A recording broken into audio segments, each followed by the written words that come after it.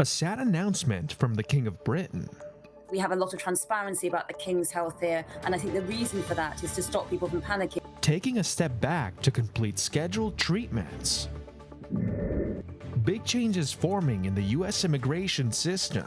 This bill is vital to America's future interests. With a long-awaited bill in its final stages, the latest from our D.C. Bureau. A superstar player upsets fans. The Hong Kong government said it was, quote, extremely disappointed. Demanding answers from officials. Kaplan News is live. These stories and more coming up on Newsbreak. Hello, South Florida. I'm Valentina Gaspari. And I'm Jordan Davis. Today's Tuesday, February 6, 2024. Live from the Lee Kaplan School of Journalism and Media in North Miami. This is Kaplan News. A difficult diagnosis for the British royal family after its monarch went in for one condition and discovered he had another. People around the world are shocked today after learning King Charles was diagnosed with cancer. The news came after he was released from the hospital for a prostate enlargement issue. The stage of the cancer is undisclosed. The King's son, Prince William, is currently the public face of the British monarchy. King Charles spent most of January at the London clinic getting treated for his enlarged prostate. That was fairly straightforward and fairly routine, and he's now landed with this new diagnosis. United Kingdom's Prime Minister Rishi Sunak announced on an X post that the cancer had been diagnosed early. King Charles was crowned May of last year and has donated to several cancer-related charities in the past. The Buckingham Palace confirmed it is not a case of prostate cancer, and more details regarding his health are expected to be announced in the following days. Our D.C. Bureau was up early today covering the latest news on the bill to fund border security and war assistance. Kaplan News reporter Sofia Bolivar filed this report from the U.S. Capitol earlier this morning. Speaker of the House Mike Johnson classified the new bipartisan legislative proposal as dead on arrival as it battles criticism right here on Capitol Hill. However, some top Democrats are fighting for the quick passage of the bill. Oklahoma's Republican Senator James Lankford released a border security and wartime aid package on Sunday for what he describes to be a once-in-a-generation opportunity to close and protect the southern border. All the things that we build into this to make this a much stronger system, gaps that are in the law, get closed in this structure. Upon the announcement of the bill, the Biden administration and top Democrats agreed with what the bill has to offer. This bill is vital to America's future interests. The proposed bill also compromises between several foreign issues, providing aid to Ukraine, Israel, Taiwan, as well as humanitarian assistance to Gaza and the West Bank. The $118 billion package would drastically change the U.S. immigration law. Among the adjustments, expediting the asylum process and a new process for U.S. citizenship and immigration services to decide asylum claims without going through courts. We have to persist because this legislation is too important to the country. Former President Donald Trump spoke out against the deal, pressuring lawmakers to reject any deal with Democrats once the bill is brought to the Senate floor this week. Much controversy has been stirring around this new bill, splitting the Capitol in more than just two ways. Just last night, Montana's Democratic Senator John Tester tweeted out he will vote no on the bill. Today, here in Washington, the debate continues. For Kaplan News, I'm Sofia Bolivar. Frustration continues from international soccer fans and is directed towards Inter Miami CF. The team defeated Hong Kong 4-1 on Sunday, but the match disappointed fans when soccer stars Lionel Messi and Luis Suarez did not play. Kaplan News reporter Samantha Gutierrez is live from the team's training facility in Fort Lauderdale with details on the football fallout. I'm here at the Drive Pink Stadium, the new location for Inter Miami's next game. This is after what seems like a season cut short. You see, over the weekend, the team received many boos against their match against Hong Kong. Messi fans were not satisfied with the explanation behind the team's Sunday match in Hong Kong. This was after Messi did not play at all during the team's fifth preseason friendly match. In a press briefing on Monday, Hong Kong Government Secretary for Culture, Sports, and Tourism Kevin Young said, "We're deeply disappointed," and explained the government's funding agreement required Messi to play on the field for at least 45 minutes. The Hong Kong government provided 16 million Hong Kong dollars, approximately $2 million US, in sponsorship for the event.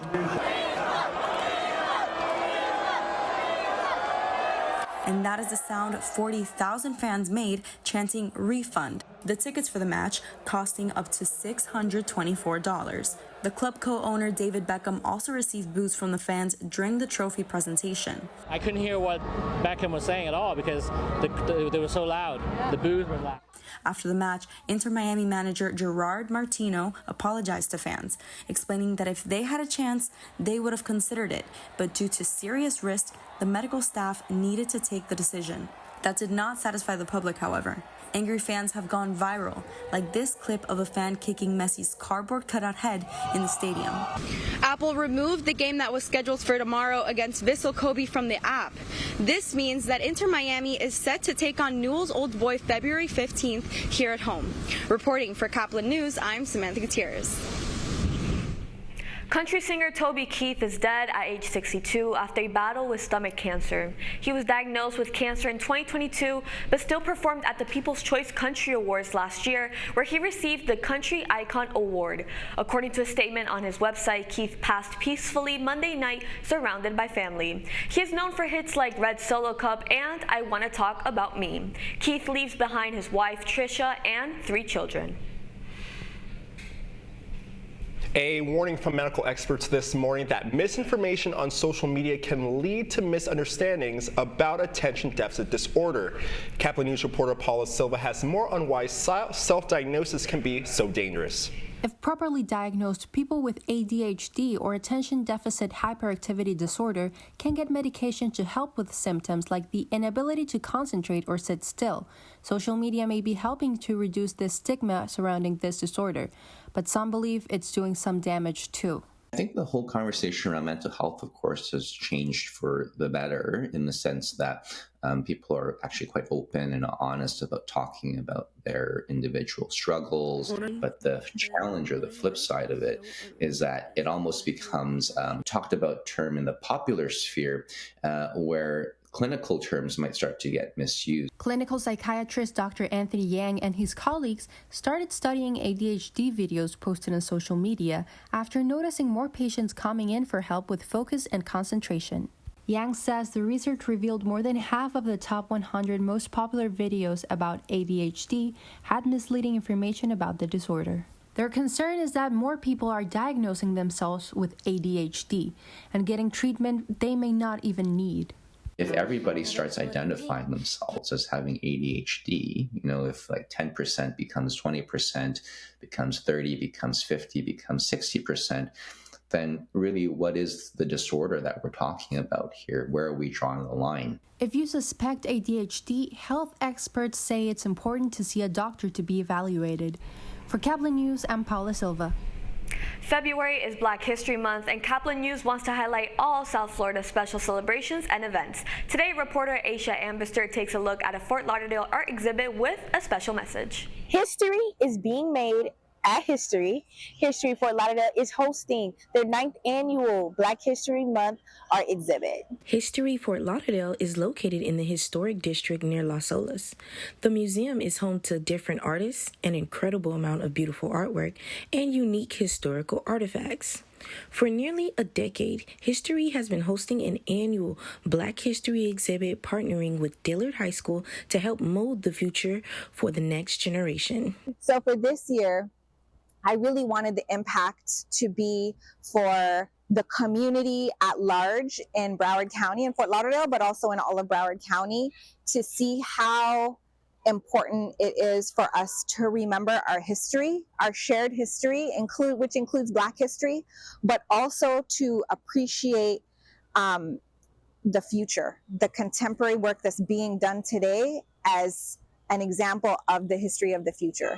One of the Dillard High School young artists, Mason Mitchell, came to see her work and others on display. I like how many different artists can try and draw the same thing, but all the results will be completely different. It's my favorite part, and I like being a part of that. Black History Month is not only a time for reminiscing, but to educate different cultures on our history while pushing forth new history created by younger generations. I'm Aisha Ambrister with Caplin News. Hockey-obsessed athletes decide to abandon the arena. That's still ahead, and so's the story. The wafer paper will burn a lot quicker and cleaner, and then it'll expose the higher quality sugar paper. Taylor Swift is carrying a flame for her Super Bowl boyfriend, and so is a baker in his brother's adopted hometown. Don't go anywhere. Newsbreak will be back in 2 minutes. How prepared is your family if a tornado shows up at your doorstep, or a flood, or a hurricane? You can't just turn away a natural disaster. That's why it's important to go to ready.gov/plan now. It has the tools and tips you need to make an emergency plan with your family. So if disaster comes knocking, let's go. You'll be ready to help keep your family safe. It's just a pizza. Yes. Make a plan today.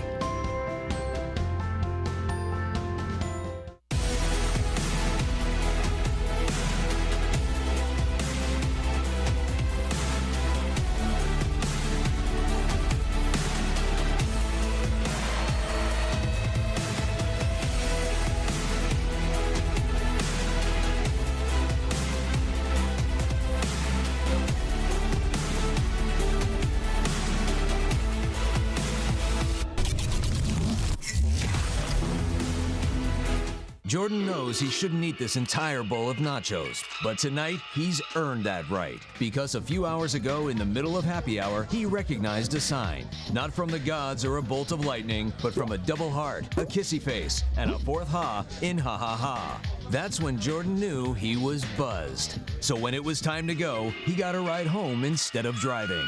Be a legend like Jordan. Recognize your buzzed warning signs and get a ride home. Buzz driving is drunk driving. I help our fellows design their paths as creative entrepreneurs. My experiences serving startups, creative businesses, and cultural organizations, and my journey as a queer mixed immigrant with Haitian and Arabic roots, inform the co-creative environment we foster at Radcliffe. We leverage our collective diversity to encourage the building of lifelong personal learning networks and mindsets that stimulate continuous innovation.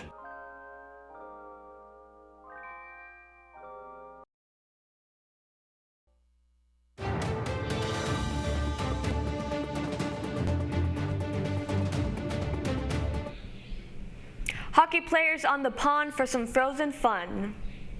The Pond Hockey Classic is back for its 15th year. As Captain Zeef Leon reports, people traveled long distances last weekend for the event, which was held near Manchester, New Hampshire. The New England Pond Hockey Classic is back for its 15th year.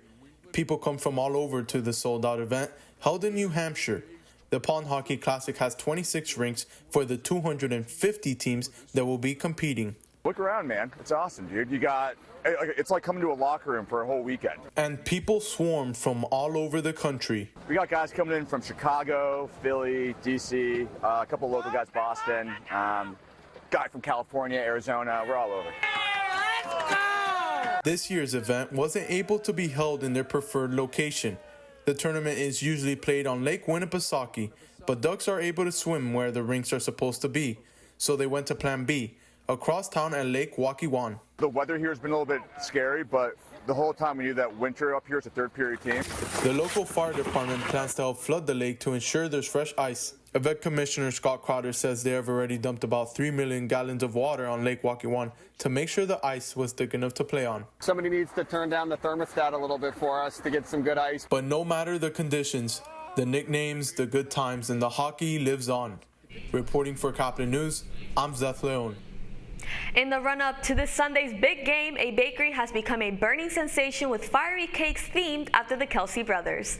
The Philadelphia business named KK's took on the challenge of burn cakes, showing 2 images using sugar paper to demonstrate the Kelsey hype. Each cake has a Super Bowl theme. One is New Flames, Travis Kelce, and Taylor Swift. There's also a separate Jason Kelce pastry. It's basically just a regular cake with 2 different kinds of sugar paper on it. What we did was we layer a thicker sugar paper onto the cake. We build a nice strong buttercream border, lay a thinner wafer paper on top of it. The wafer paper will burn a lot quicker and cleaner, and then it'll expose the higher quality sugar paper underneath of it. The bakery says it is taking orders now through Wednesday. That's all the time we have for Newsbreak. I'm Julian Davis. I'm Valentina Gaspari. Get more news anytime at caplinnews.fiu.edu.